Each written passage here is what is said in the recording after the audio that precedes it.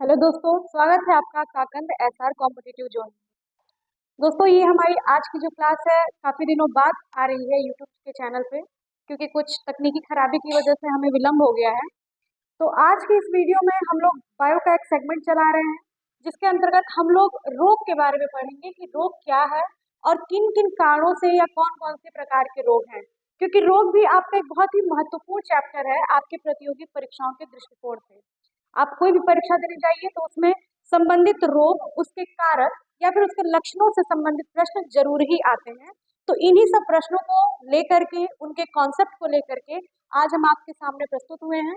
और आज का जो हमारा विषय है वो विषय है हमारा रोग। रोग के कारक कौन कौन से हैं और उनके लक्षण क्या क्या हैं, और इनमें से प्रश्न पूछने की संभावना दोस्तों बहुत रहती है, इसलिए इसको ध्यान से देखिएगा। हम लोग कॉन्सेप्ट से एक एक स्टेप बाय स्टेप चीजों को पढ़ेंगे और अगली वीडियो में हम लोग इनसे संबंधित प्रश्नों को भी सॉल्व करेंगे। तो सबसे पहले देख लीजिए कि रोग की परिभाषा क्या होती है। तो अगर सिंपल एक लाइन की बात की जाए तो रोग क्या होता है? रोग होता है शरीर के पूर्ण रूप से कार्य करने में किसी प्रकार की कमी होना। यानी कि जब हमारा शरीर, जो उसकी शक्तियां हैं, जो उसकी शैली है, जो उसकी कार्य करने की क्षमता है, जब वो किसी कारणवश या किसी चीज की कमी के कारण या अधिकता के कारण अगर वो उस काम को करने में सफल नहीं हो पा रहा है तो वो हमारी एक रोग की स्थिति हो जाती है। ये हमारे रोग की परिभाषा है। दूसरी चीज कि स्वास्थ्य क्या होता है। रोग जहां पर है वहां पे स्वास्थ्य की बात आनी ही आनी है। तो स्वास्थ्य की परिभाषा क्या होती है कि दैहिक, मानसिक और सामाजिक रूप से पूर्णतः स्वस्थ होना ही, यानी कि किसी प्रकार की समस्या विहीन स्थिति जो होती है वो हमारा क्या कहलाता है? स्वास्थ्य कहलाता है। अक्सर दोस्तों हम लोग जब स्वास्थ्य की बात करते हैं तो हम लोग शारीरिक स्वास्थ्य पे ज्यादा जोर देते हैं, लेकिन ध्यान दीजिएगा कि दैहिक के साथ साथ यानी शारीरिक के साथ साथ मानसिक और सामाजिक और उसके साथ ही साथ आध्यात्मिक रूप से स्वस्थ होना भी बहुत आवश्यक होता है किसी भी व्यक्ति के लिए। तो अब हम आगे बढ़ते हैं और देखते हैं। अब इसमें आपको बहुत सारे ये डायग्राम मिलेगा, फ्लो चार्ट मिलेगा, आपको टेबल्स के माध्यम से आपको पता चलेंगे कि कौन कौन सी बीमारियां हैं। तो ये एक फिगर है जिसमें देखिए दिया है कि कॉमन ह्यूमन डिजीज कौन कौन से हैं, कौन कौन से सामान्य रोग होते हैं व्यक्तियों में। तो पहला है आपका बैक्टीरियल डिजीज, यानी कि जीवाणुओं के द्वारा कौन कौन से रोग होते हैं। तो देखिए डिसेंट्री है, प्लेग है, डिप्थीरिया है, कॉलेरा है, टाइफाइड है और निमोनिया है। वायरल डिजीज के अंतर्गत है हमारा कॉमन कोल्ड है, मम्स है जिसको कि हम खसरा वगैरह भी कहते हैं, मिजल्स है, वायरल हेपेटाइटिस है, डेंगू का बुखार है, चिकनगुनिया है, चिकन पॉक्स है और पोलियोमिलाइटिस है, पोलियो जिसको कि हम जानते हैं। फिर आपका आता है फंगल डिजीज जो कि फफूंदियों के कारण से होता है, वो है आपका कैंडिडाइसिस और एथलीट फूड। फिर प्रोटोजोआ के द्वारा जो डिजीज होता है कीट मकोड़ों के द्वारा, वो है मलेरिया आपका है, एमेबायोसिस है, अफ्रीकन स्लीपिंग सिकनेस है और काला आजार, या जिसको कि हम लोग काला ज्वर भी कहते हैं। फिर आपका हेलिमेंथिक डिसीज, तो एस्केलेरेसिस है और फाइलेरेसिस है। ये क्या है? फाइलेरिया भी इसको कहा जाता है। तो ये आपका एक चार्ट है जो आपको बताएगा कि कौन कौन से रोग किसके कारण होते हैं, कि जीवाणु के द्वारा होने वाले रोग कौन से हैं, वायरस के द्वारा होने वाले कौन से हैं, प्रोटोजोआ द्वारा कौन कौन से रोग होते हैं और फंगस के द्वारा कौन कौन से रोग होते हैं। लेकिन अब सिर्फ इतना ही नहीं पढ़ना है आपको, आपको अब ये भी जानना है कि ये रोग कौन कौन से बैक्टीरिया या जिन वायरस के द्वारा होते हैं उनके नाम क्या हैं। क्योंकि नाम से संबंधित, प्रभावित क्षेत्र से संबंधित और लक्षण से संबंधित के प्रश्न आपकी परीक्षाओं में पूछे जाते हैं। तो आगे बढ़ते हैं हम। सबसे पहले हम देखेंगे कि जीवाणु जनित रोग कौन कौन से हैं। जीवाणु यानी कि बैक्टीरिया के द्वारा होने वाले रोग। तो सबसे पहले जीवाणु जनित रोगों की बात अगर की जाए तो जीवाणुओं की खोज किसने की थी? आपने पहले पढ़ा होगा कि एंटोनी वॉन ल्यूवेनहॉक ने की थी इसकी खोज। कब की थी? तो 1676 ईस्वी में सबसे पहले इसकी खोज हुई थी। एंटोनी वॉन ल्यूवेनहॉक के द्वारा जीवाणु की खोज की गई थी, जिसको उन्होंने अपने ही द्वारा बनाए गए सूक्ष्मदर्शी के माध्यम से खोज किया था। तो सबसे पहले अगर इसकी बीमारियों की बात की जाए, जीवाणु जनित में कौन सा रोग आता है, तो ये है आपका हैजा, यानी कि कॉलेरा जिसको हम बोलते हैं। ये विब्रियो कॉलेरी के द्वारा होता है, उसके बैक्टीरिया का नाम है विब्रियो कॉलेरी। लक्षण कौन कौन से होते हैं? उल्टी होता है, दस्त है, शरीर में जल की कमी होना और हाथ और पैरों में ऐंठन होना, टिंगलिंग होना जिसको कि हम अपनी भाषा में झंझनाहट भी कहते हैं। इसके साथ ही इसका उपचार भी देखिए दिया है। उपचार, आप जब पीसीएस वगैरह का पेपर देने जाते हैं, जब आप किसी बड़े लेवल का पेपर देते हैं, तो वहां पे आपको उपचार संबंधी भी प्रश्न पूछे जाते हैं कि पर्टिकुलर डिजीज में कौन सा उपचार किया जाता है। लेकिन जब आप वनडे एग्जाम की परीक्षाओं को देते हैं, तो ज्यादातर जो प्रश्न होते हैं वो आपके इन्हीं 3 पॉइंट से आते हैं। तो इसलिए ध्यान से देखिएगा इसको। इसका उपचार होता है कि ठंडे खाद्य खाद्य पदार्थों का सेवन, हैजे का टीका लगवाना, शुद्ध एवं उबला पानी आदि पीना चाहिए। क्योंकि हैजा क्या है आपका, दूषित जल के द्वारा होता है, दूषित भोजन के द्वारा होता है। इसलिए जब भी ये बीमारी होती है तो हमें खाने पीने पे उनमें साफ सफाई का ध्यान देना आवश्यक हो जाता है।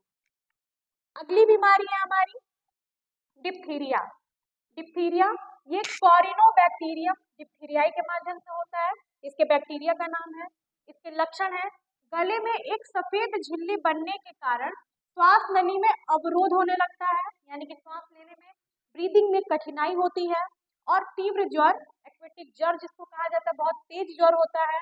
हृदय व मस्तिष्क के ऊतकों का क्षतिग्रस्त होना, यानी कि आपके हार्ट और ब्रेन टिश्यूज जो होते हैं वो क्या होने लगते हैं, डैमेज होने लगते हैं। ये डिप्थीरिया के लक्षण होते हैं। इसके बाद आपका उपचार देखिए, तो बच्चों के लिए डीपीटी का टीका लगवाया जाता है। इसके साथ ही साथ प्रतिजैवी यानी कि एंटीबायोटिक और प्रतिविध एंटीटॉक्सिन का भी प्रयोग किया जाता है। अब डीपीटी क्या है, तो डीपीटी जो टीका होता है, ये 3 चीजें हैं इसमें, ध्यान दीजिएगा। डी से डिप्थीरिया, पी से पर्टुसिस और टी से टिकनेस। इसको फिर से सुन लीजिए, लिख लीजिएगा अपनी कॉपी में कि डीपीटी का टीका लगाया जाता है बच्चों को। डी से डिप्थीरिया होता है, पी से पर्टुसिस होता है और टी से टिकनेस होता है। परीक्षाओं में ये दे देता है प्रश्न कि डिप्थीरिया में कौन सा टीका लगता है। ऑप्शन में दे देगा बीसीजी का टीका, डीपीटी का टीका और अन्य टीकों के नाम दे देगा, और आपको सही आंसर का चुनाव करना होगा। प्रश्न ये भी पूछे गए हैं कि डीपीटी का फुल फॉर्म क्या है, ऐसे ही बीसीजी का फुल फॉर्म क्या है। तो बीसीजी का आगे हम देखेंगे, फिलहाल आप डीपीटी का लिख लेंगे कि डी से डिप्थीरिया, पी से पर्टुसिस और टी से टिटनेस। अगला देखते हैं क्षय रोग, जिसको कि हम लोग ट्यूबरकुलोसिस भी कहते हैं, यानी कि टीबी भी कहा जाता है जिसको।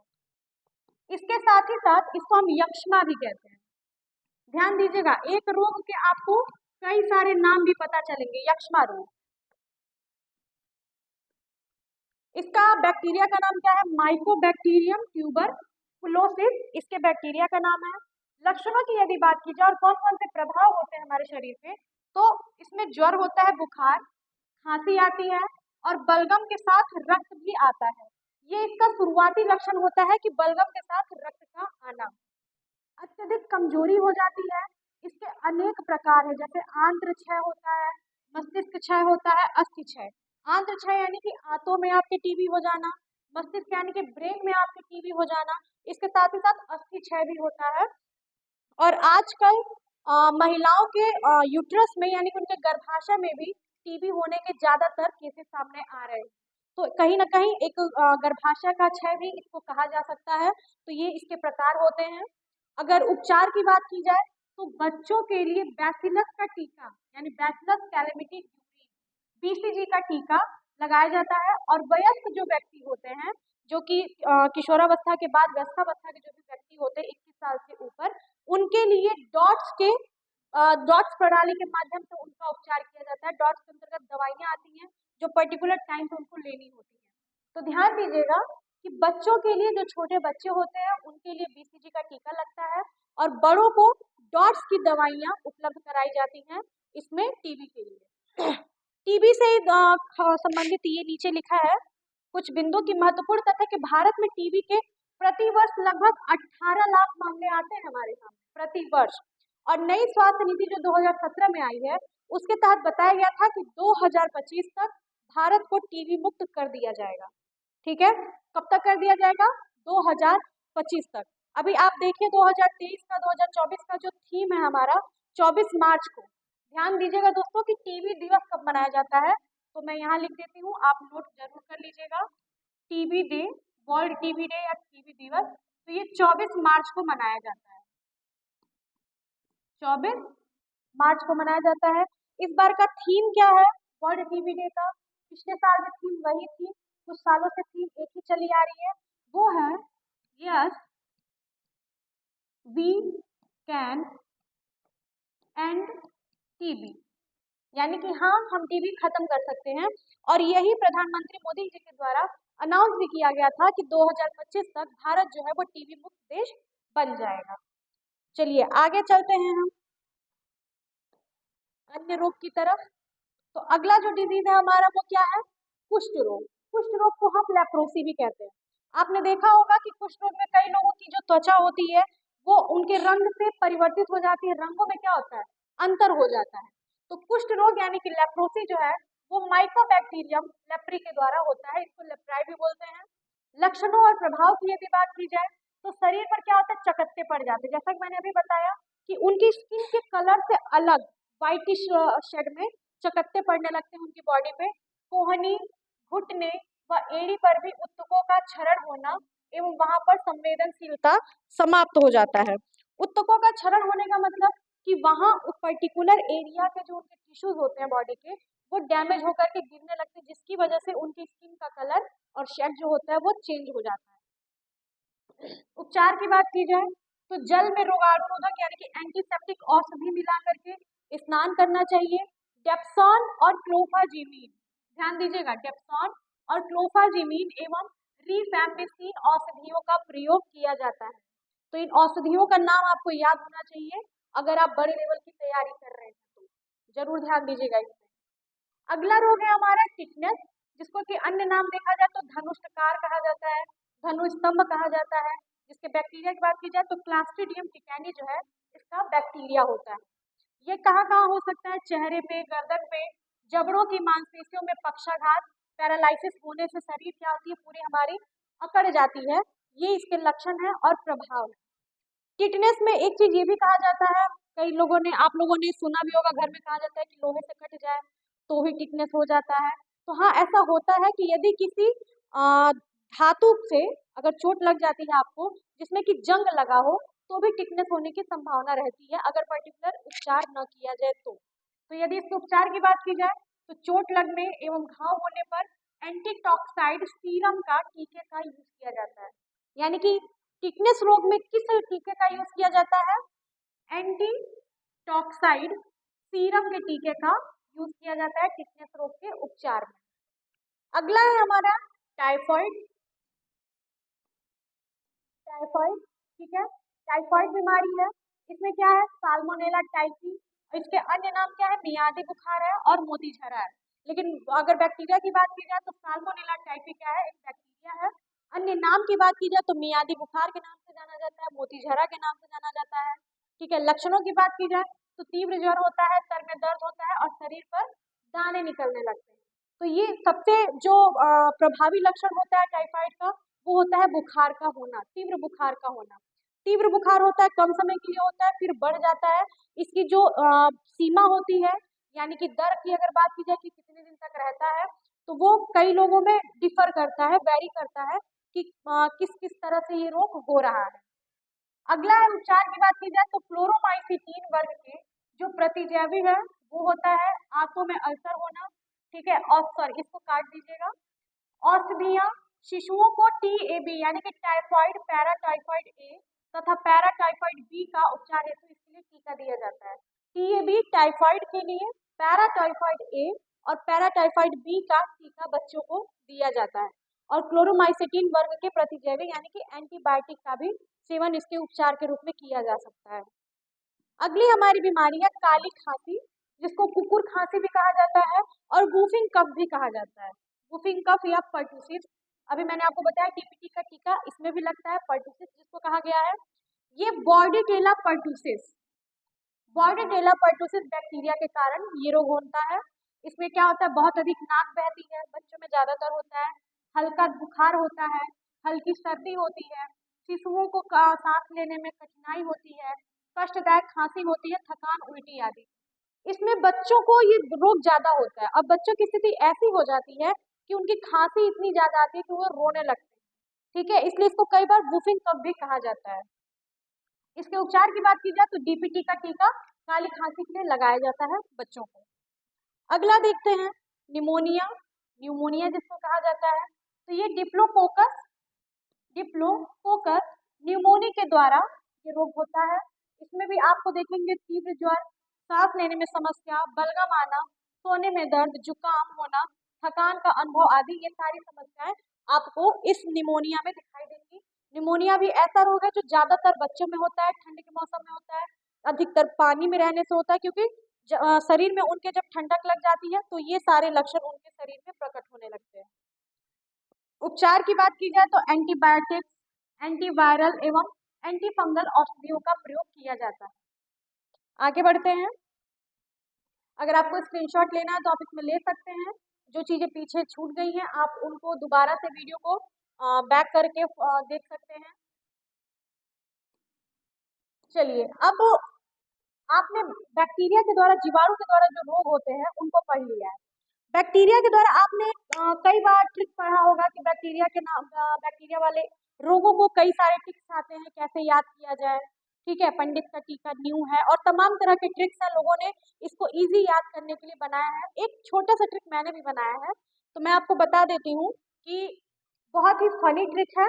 आप चाहें तो याद कर सकते हैं, थोड़ा इजी भी रहेगा आपके लिए याद करना। तो ट्रिक की बात की जाए तो ट्रिक है आपका,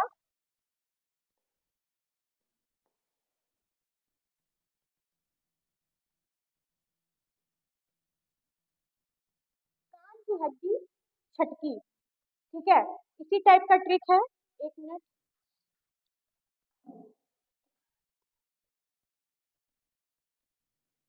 हड्डी छटकी कान की, ट्रिक का नाम क्या है आपका? हड्डी छटकी कान की। तो यहाँ पे लिख लीजिए,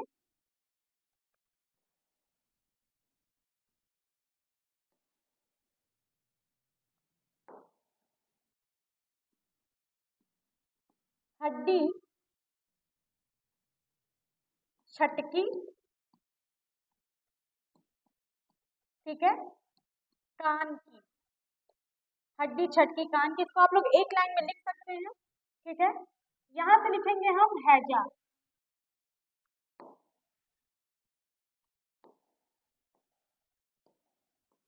ह से हो जाएगा आपका हैजा, डी से हो जाएगा आपका डिप्थीरिया,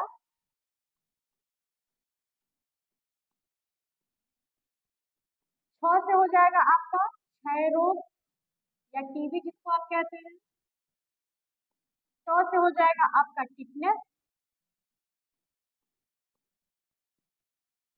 की जगह हम इसको क्या करेंगे, क, काली खांसी या कुकुर खांसी,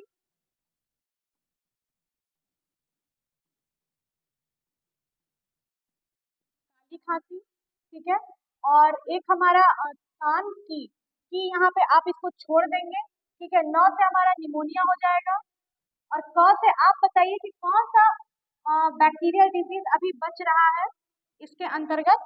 कान की के अंतर्गत क से आपका काली खांसी हो गया, ह से हैजा हो गया, डी से डिप्थीरिया हो गया, छ से क्षय रोग हो गया, ट से टिटनेस हो गया, क से काली खांसी हो गया। एक और क बचा है जो कि आप मुझे कमेंट के माध्यम से बताएंगे, और 9 से आपका निमोनिया है।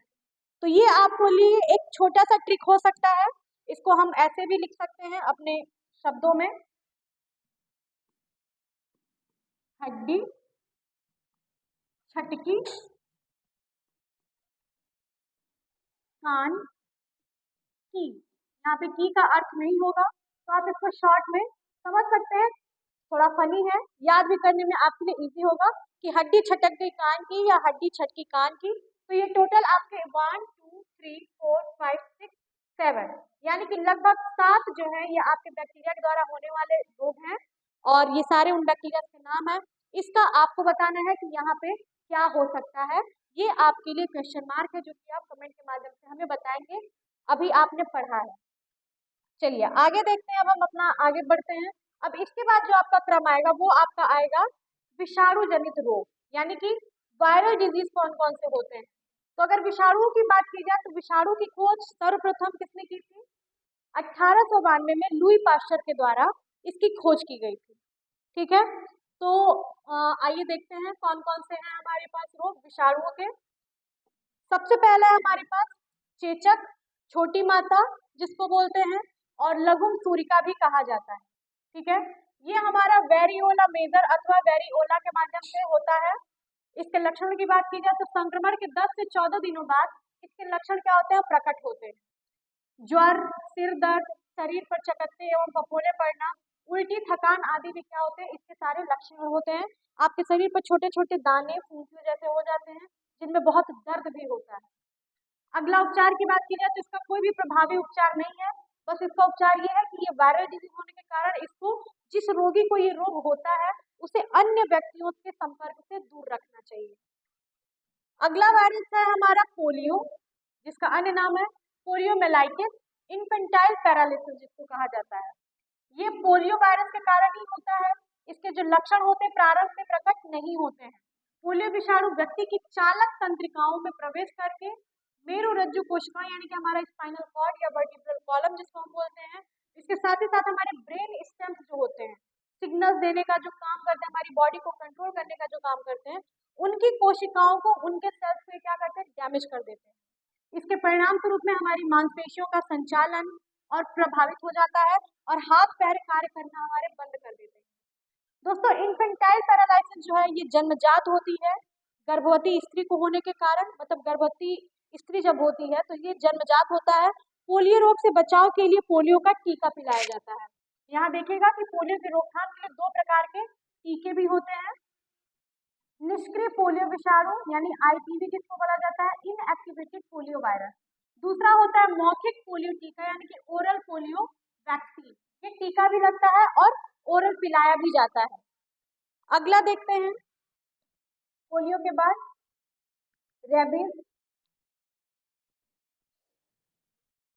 रेबीज है हमारा, रेबीज आप जानते हैं कुत्तों के काटने की वजह से होता है। तो कुत्तों के काटने की वजह से क्यों होता है, उनके लार की वजह से होता है, क्योंकि ये जो रेबीज लाइसा वायरस है ये कुत्तों के या जानवरों के लार में पाया जाता है। इसके लक्षणों की बात की जाए तो सिर एवं गले में दर्द होता है, हल्का ज्वर, शोर, तेज प्रकाश एवं ठंडी हवा के प्रति असहनशीलता होती है। अत्यधिक गंभीर स्थिति में पानी से क्या होता है, भय लगने लगता है, पानी से डर लगने लगता है, जिसको कि हम हाइड्रोफोबिया भी कहते हैं। उपचार की बात की जाए तो एंटी रेबीज दी जाता है, रेबिफर तथा HDCV यानी human diploid cell rabies vaccine आदि टीकों का प्रयोग किया जाता है। परीक्षा में इसके फुल फॉर्म पूछे जाते हैं, इसलिए फुल फॉर्म याद रखिएगा कि HDCV का फुल फॉर्म क्या है, human diploid cell rabies vaccine. अगला है हमारा एड्स। एक्वायर्ड एड्स का फुल फॉर्म क्या होता है, एक्वायर्ड इम्यूनो डिफिशियंसी सिंड्रोम, और इसके जो वायरस है वो क्या होता है, HIV वायरस यानी कि ह्यूमन इम्यूनो डिफिशियंसी वायरस। अच्छा दोस्तों, दिवस में पूछा जाता है कि एड्स दिवस कब मनाया जाता है, तो ध्यान दीजिएगा एड्स दिवस जो होता है वो प्रतिवर्ष 1 दिसंबर को मनाया जाता है, एड्स के बारे में लोगों को जागरूक करने के लिए। अगर इसके लक्षण की बात की जाए तो व्यक्ति की प्रतिरक्षा तंत्र अत्यधिक क्षीण हो जाता है। ठीक है, प्रतिरक्षा तंत्र यानी कि हमारा जो इम्यून सिस्टम होता है वो बहुत कमजोर होने लगता है। और एड्स जो है, एड्स का जो वायरस है HIV वायरस, उसको अवसरवादी भी कहा जाता है। नोट कर लीजिएगा, अवसरवादी, अवसरवादी वायरस भी कहा जाता है। क्यों कहा जाता है, क्योंकि ये अवसर पाते ही ये अटैक कर देता है हमारी बॉडी के इम्यून सिस्टम को, जिससे कि हमारी पूरी बॉडी का सिस्टम ही गड़बड़ हो जाता है या यूं कहें तो हिल जाता है, तो इसलिए इसको अवसरवादी भी कहा जाता है। उपचार की बात की जाए तो अब तक इसका कोई उपचार नहीं है, परंतु इससे बचाव ही एकमात्र उपाय है। अगर इसके कारणों की बात की जाए तो मेजरली इसके 3 कारण होते हैं। कौन कौन सा होता है, पहला कि यदि आपको इन्फेक्टेड ब्लड कहीं से चढ़ा है, ठीक है। दूसरा, आप यौन संबंध के समय असुरक्षित यौन संबंध का अगर आप प्रयोग करते हैं तो इस तरह से इसके क्या है, मेजर ये कारण इसके होते हैं, 2 मेजर कारण है इसके। अगला है हमारा हेपेटाइटिस। हेपेटाइटिस क्या है, हेपेटाइटिस वायरस है, ये 6 प्रकार के होते हैं, ABCDE एवं G, अलग अलग ए से लेकर के नाम है इसके। लक्षण की बात की जाए तो यकृत में निर्मित पित्त वर्णक जो होता है, बिलिरुबिन जिसको कहा जाता है, बिलिवर्डिन कहा जाता है, तो द्वारा पूर्णतः अपचयित नहीं हो पाता है, इसलिए आंखें, त्वचा एवं मूत्र जो होता है यानी कि यूरिन हमारा वो पीला होने लगता है। रक्त में पित्त की मात्रा क्या होती है, बढ़ जाती है और हमें भूख नहीं लगती है, भूख न लगने के कारण ही कमजोरी भी आने लगती है। उपचार की बात की जाए तो गामा ग्लोब्यूलिन इंजेक्शन का प्रयोग किया जाता है। इसके साथ ही साथ हरी सब्जी, दही, गन्ने के रस आदि का सेवन करने की बात कही जाती है, क्योंकि इस रोग में हेपेटाइटिस यानी कि जिसको कि हम अपने जनरल लैंग्वेज में जॉन्डिस भी कहते हैं या पीलिया भी कहते हैं। तो इसमें आपकी कैलोरी की जो मात्रा होती है, कैलोरी की जो डिमांड होती है वो थोड़ी सी बढ़ जाती है आपकी। ठीक है, तो ये हमारा वायरल डिजीज है।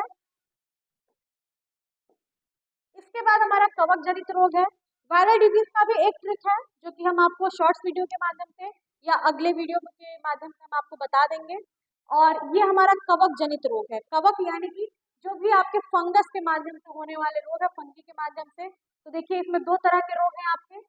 कौन कौन से? एक है एथलीट फुट, बहुत ही कॉमन रोग है और अक्सर परीक्षाओं में इससे प्रश्न पूछा जाता है।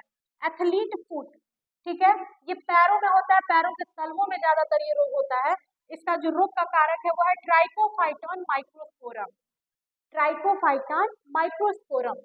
लक्षणों की बात की जाए तो पैरों पर लाल चकत्ते पड़ जाते हैं, पैरों की उंगलियों के बीच छोटे छोटे दाने निकल जाते हैं और उनमें खुजली होने लगती है।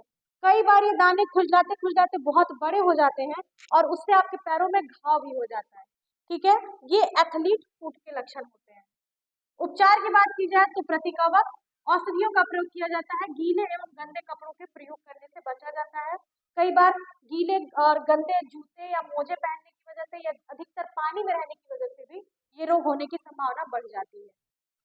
अगला है हमारा दाद या रिंगवॉर्म, बहुत ही कॉमन है। गर्मियों में ज्यादातर लोगों को इससे समस्या उत्पन्न होती है। रिंगवॉर्म क्या होता है? राउंड होता है और किनारे किनारे छोटे छोटे छोटे छोटे फूल सी टाइप के होते हैं, ये रिंगवॉर्म है।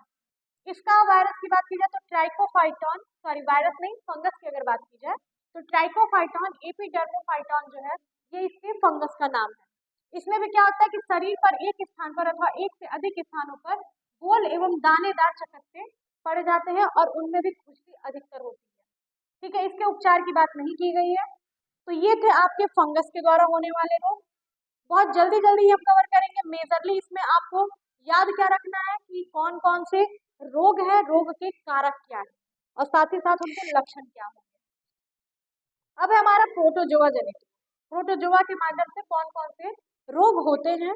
तो सबसे पहले रोग की बात की जाए तो मलेरिया है आपका। ठीक है, इसके प्रोटोजोआ का वाहक मादा एनाफिलीज मच्छर में होता है। जो इसका वाहक है वो मादा एनाफिलीज मच्छर होता है। अब देखिएगा आप इसी में पढ़ेंगे कि 3 प्रकार के मच्छर होते हैं और उनसे अलग अलग बीमारियां होती हैं। तो एक आपका अगर प्रोटोजोआ की बात की जाए तो प्रोटोजोआ होता है वो प्लाज्मोडियम होता है। एक आपका प्लाज्मोडियम फॉल्सीफेरम होता है। एक आपका प्लाज्मोडियम वाइवैक्स होता है। एक आपका प्लाज्मोडियम ऑक्जेली होता है और एक प्लाज्मोडियम मलेरी होता है। ठीक है, मलेरी के कारण ये मलेरिया रोग है। लक्षणों की बात की जाए, ध्यान दीजिएगा कि जब भी प्लाज्मोडियम से रिलेटेड आएगा तो समझिए कि वो मच्छर द्वारा यानी कि मादा एनाफिलीज मच्छर जो है उसके वाहक के रूप में इसको जान सकते हैं आप, याद रखने के लिए।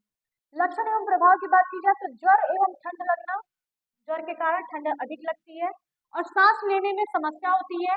पीलिया, जॉन्डिस एवं रक्त अल्पता यानी कि एनीमिया रोग जो है वो व्यक्ति को उसके लक्षण प्रभावी हो जाते हैं।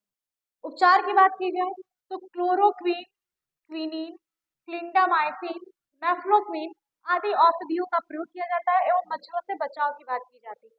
मच्छरों से बचाव के लिए कहा जाता है कि एक जगह पानी इकट्ठा ना होने दें, मच्छरदानी का प्रयोग करें, फुल कपड़ों का प्रयोग करें। तो ये सब इससे बचाव के उपाय होते हैं जिनका प्रयोग हम कर सकते हैं।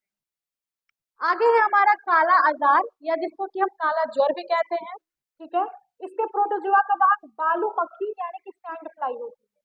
बालू मक्खी, सैंड फ्लाई। मलेरिया का मादा एनाफिलीज मच्छर है और काला आजार का सैंड फ्लाई यानी कि बालू मक्खी है। बालू मक्खी का जो प्रोटोजोआ होता है वो होता है लीशमेनिया। लीशमेनिया, इससे क्या होता है? कमजोरी होती है, इसमें भी रक्ताल्पता के लक्षण दिखाई देते हैं। त्वचा का रंग जो होता है वो गहरा हो जाता है। यकृत यानी कि लीवर एवं प्लीहा स्प्लीन के आकार में वृद्धि होने लगती है, इनमें बढ़ोतरी होने लगती है। उपचार की बात की जाए तो इस रोग से बचाव के लिए कोई टीका अथवा रक्षात्मक औषधि उपलब्ध नहीं है। बालू मक्खी के द्वारा काटे जाने से ही बचाव इस रोग से बचने का एक प्रमुख उपाय है। जैसे मच्छर से बचने के लिए आप मच्छरदानी का प्रयोग करते हैं, वैसे ही प्रयास ये करना चाहिए कि इस मक्खी से भी बचने का ही प्रयास करना चाहिए क्योंकि इसका कोई उपचार अभी तक संभव नहीं है। पायरिया है अगला हमारा, पायरिया, पेरियोडोंटाइटिस।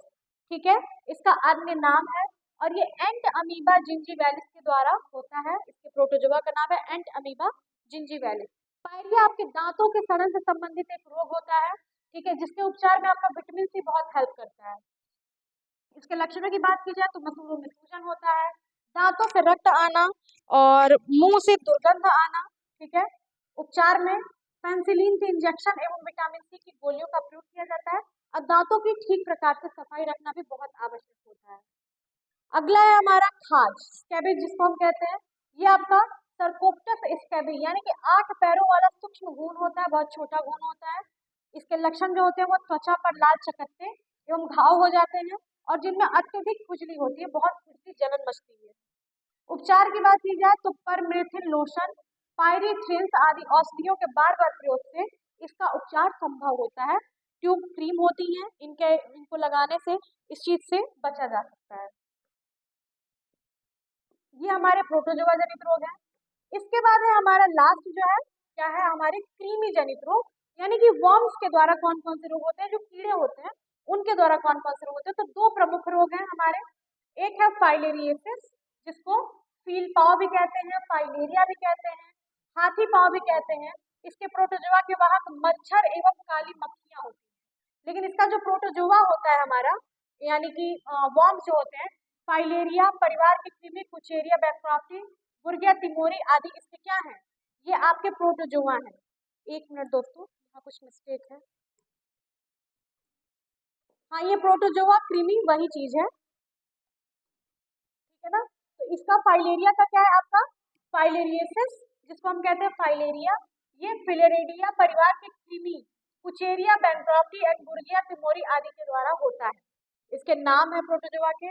लक्षणों की बात की जाए तो अधिक संक्रमण होने पर सामान्यतः पैरों की त्वचा जो होती है वो क्या होती है, मोटी होने लगती है, परंतु इसके प्रभाव से हाथ, वृषण कोष यानी कि टेस्टिस, योनि क्षेत्र आदि भी प्रभावित हो सकते हैं।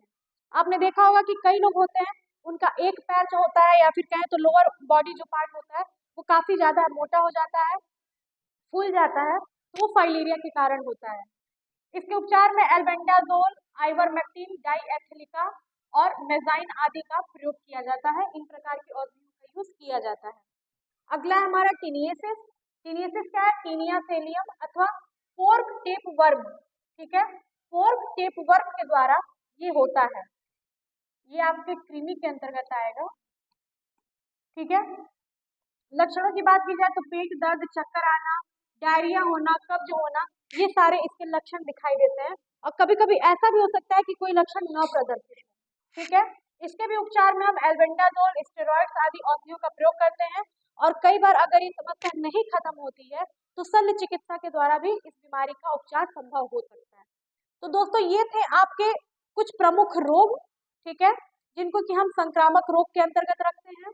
यानी कि आपने अभी तक पढ़ा कि बैक्टीरिया के द्वारा कौन कौन से रोग हो रहे हैं, वायरस के द्वारा कौन कौन से रोग हो रहे हैं, प्रोटोजोआ के द्वारा, फंगस के द्वारा और कृमि यानी कि कीड़ों के द्वारा कौन कौन से रोग हो रहे हैं। तो ये पूरा आपको चार्ट के माध्यम से समझा दिया गया है। अब इसके अगली क्लास में हम लोग क्या पढ़ेंगे, इनसे संबंधित कुछ प्रश्न हैं, हम उनको सॉल्व करेंगे। ठीक है, आप लोग इसको देखिएगा, पढ़िएगा, समझिएगा। कोई प्रश्न होगा तो उसको कमेंट के माध्यम से पूछिएगा, जहाँ कहीं सुधार करना होगा तो उससे भी मुझे अवगत कराइएगा और आगे वीडियो में बने रहिएगा। पसंद आए तो आप इसको लाइक, शेयर और सब्सक्राइब जरूर कर दीजिएगा। Thank you so much.